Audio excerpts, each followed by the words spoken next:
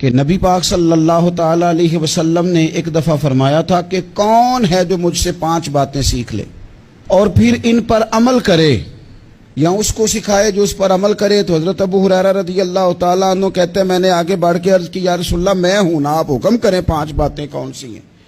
اللہ کے پیارے رسول صلی اللہ تعالیٰ علیہ وسلم نے فرمایا اللہ تعالیٰ کی حرام کردہ چیزوں سے بچ جاؤ، سب سے بڑے عبادت گزار بن جاؤ گے.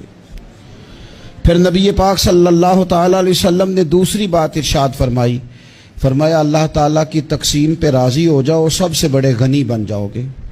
پھر حضور نے تیسری بات ارشاد فرمایا اپنے پڑوسی سے حسن سلوک کرو، مومن بن جاؤ گے. چوتھی بات ارشاد فرمایا لوگوں کے لیے بھی وہی پسند کرو جو اپنے لیے پسند کرتے ہو، تو بہترین مسلمان بن جاؤ گے. پھر حضور سید عالم